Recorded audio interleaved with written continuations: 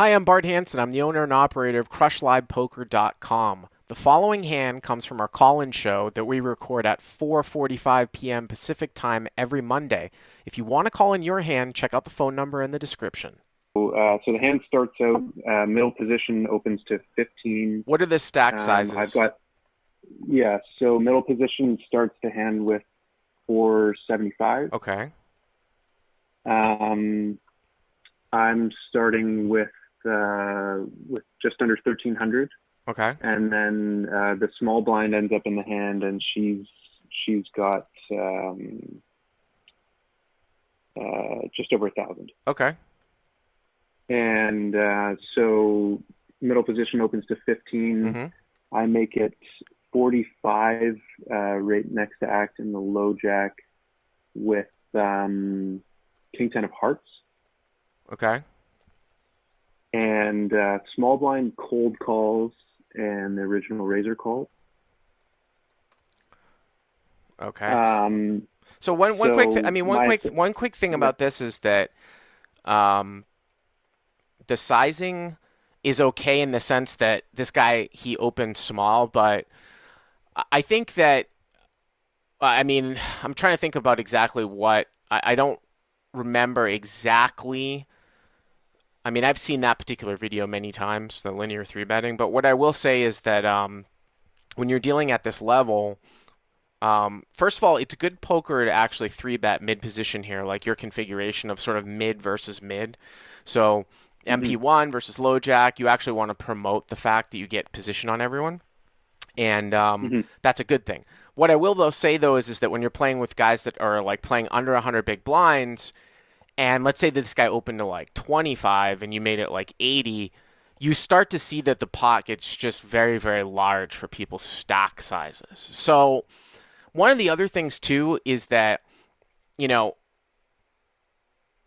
that video on linear three betting ranges is definitely kind of a general approach, and it's good solid fundamentals.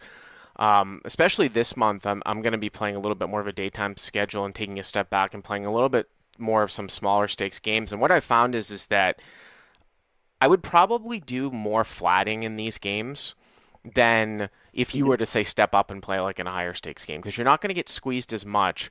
So my frequency of three betting like sort of Broadway suited connectors in a higher stakes game is going to be a lot higher here. I'm not saying that your three bet is necessarily a bad thing, but I think that it's probably pretty close. You can certainly flat. One of the other things too is King 10 suited is actually it's not one of the best sort of suited broadways. Like if you were to rank all the suited broadways, it's sort of on the lower tier. So, I mean, you make it 45. Obviously, that's fine. Small blind calls and MP1 also calls. Okay, so we go to the flop three Yeah. ways. Yeah. So flop comes 10 of spades, 9 of diamonds, 4 of diamonds. Okay. Oh, I lost a Um, $21,000 small, pot on this flop. Well, not these suits, but I'll go into it tomorrow for the podcast. But all right, so 10 9 4, two diamonds. Okay. yeah. So both players check to me, and I continuation bet for 100, Okay. So and the check pot's check. like 135 at this Yeah. point, I guess. I mean, that's a little bit on the larger side, I would say, because like, Yeah. what do you think that the small blind? I don't. I mean, it probably happens quite often, right? When people cold call three bets. I mean, you did make your three bet sort of on a little bit of the small side, but like, what do you think people have when they cold call, say, three bets from this? Yeah. So with this particular player, I was actually I was basically putting her on like any two suited cards essentially, or any pair kind of Is that thing. how loose she plays, basically? Yeah. So I had never played with her before, but like before she even sat down at the table, the dealer kind of announced to the table, "Oh, like she's action," kind of thing. And then within a half an hour, she literally played every hand. Okay. She called a raise with A3 offsuit on the button at one point, Okay. and ended up making a Okay. straight and Well, checking out and well, everything like that. well, then obviously you can make an exploitable sort of just size up for value with these stack sizes if you're trying to get value from her. Like Yeah. against a typical type of opponent here that's playing somewhat normal ranges, you just have to understand that once you start betting really, really large, like they don't have to really call, or they're not supposed to call with anything probably but a 10 plus. So you don't want to make a Hmm. bet that like gets the small blind to fold a 9. Not that someone should really have just one 9 as a cold call, but that's sort of the general thinking, or like pocket eights. Yeah. So you would tend to size down a little bit in these particular spots. Now, obviously, hey, if you're up against a fun player and you just want to max out value with top pair, then certainly you can make that exploit. What's interesting here is that if you bet 100 and let's say, for example, it's the small blind folds in like MP1 jams, I mean, you're going to get 2 to 1. You'll have to call. And that's what I'm talking about, like sort Yeah. of bloating these pots up. Because of the draw out there, Yeah. you're going to have to call without a doubt. So you bet 100. Yeah. Yeah. So small blind calls Okay. and MP1 jams, which is exactly sort of what you're hinting at, I guess.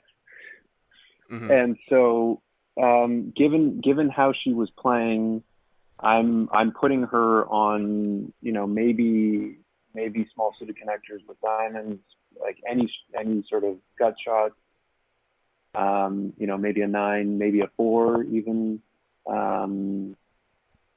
under pairs to the board, that kind of thing.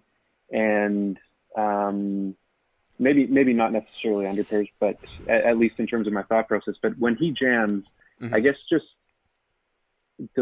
what I'm thinking when that happens, based on how he puts the chips into the pot and how he's behaving, I just kind of I completely narrowed him down to a flush draw, and I think that's maybe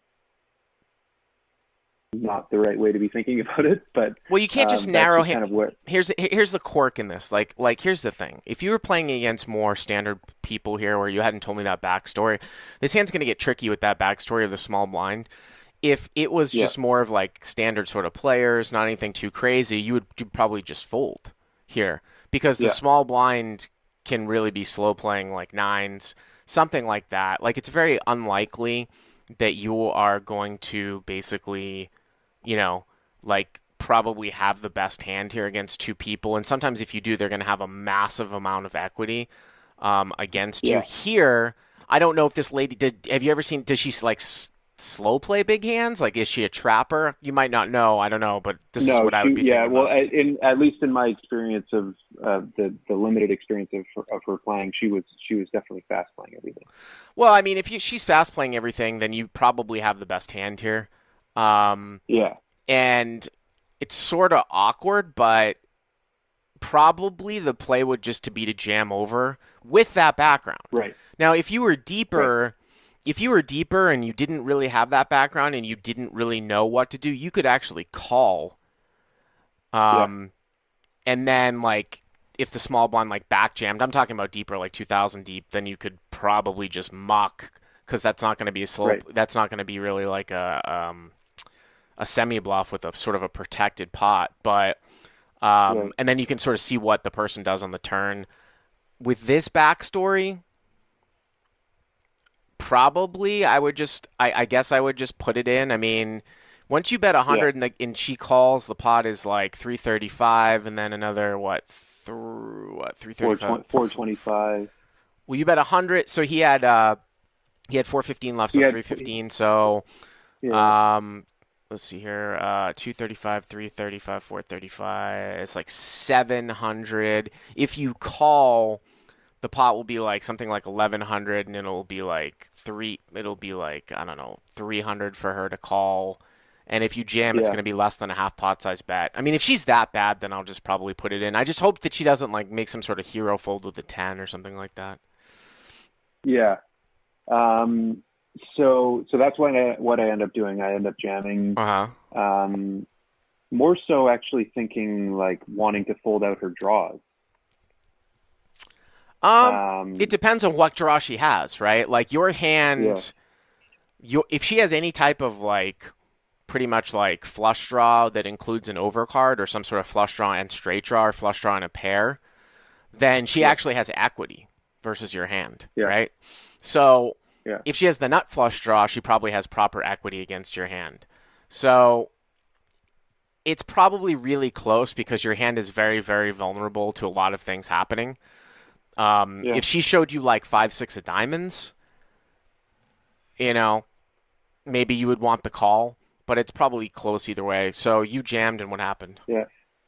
So she ends up calling um, after tanking Right. for a bit. The middle position player immediately turns over ace queen of diamond, Okay.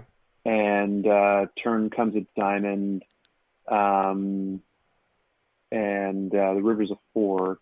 I think it was the three of diamonds, four of or four of hearts, All right. So you got to open your hand for and the side pot, right? yeah. Mm-hmm. So I end up mucking because she showed first and ended up having jack eight of diamonds. Okay. Like So, she had so the obviously you the want her to fold combo there. draw. Yeah, you definitely want No, her to yeah, fold there. yeah. And it sounds like to me like your read is correct that she's calling almost any two cards. Well, what was the like what was the question? Did you feel like you did something wrong here? Well, I guess what I'm trying to understand is from her perspective, is it the right call with the side pot action with that sort of combo draw? Oh yeah, absolutely. 100%. Yeah, Because the absolutely. thing Yeah, is yeah. that like she has jack eight of diamonds, which means that there's less of a chance that someone else has a flush draw, obviously. Hmm. This is a really bad scenario for her because the other guy's got the nut flush draw, but she doesn't have the open end Hmm. straight flush draw. She's got a straight draw. So she's in pretty bad shape, but if she's up against two made hands, she's going to be 50% against any made hand that you have basically, unless it's a set, Yeah. in which case she's going to be 40%. And we get calls like this sometimes too. I don't know what you would have done if you had the nut flush draw. Like, say, for example, you had ace queen of diamonds, made this bet, made this three bet pre, bet the flop, and then the action went call, and then this guy check raises all in. You should probably Hmm. call in that spot, not move all in. Yeah. And the reason why is because you've got the nut draw and no pair, and you're most likely up against a made hand. So there's no reason to drive her out because you're going to have to beat that guy anyways for the main pot. Right. So, and a lot of people make that mistake and they jam the nut flush draw on your spot versus a check raise, which would be a mistake. Yeah. But yeah, she has Yeah. to go with it if she Yeah. calls there for three bets. I don't know why. It sounds to me like you would. So if she had check raised all in or just check raised to like 500 and the guy in the middle folded, would you have just gone with your hand at like 1K effective? Is she that bad? Um, I that's trickier. I think I'm more likely to fold if she jams the flop. Well, then she should be raising Um, the flop quite a bit here then. yeah. I mean, you did bet Yeah. large on the flop, but she has a 15 out draw.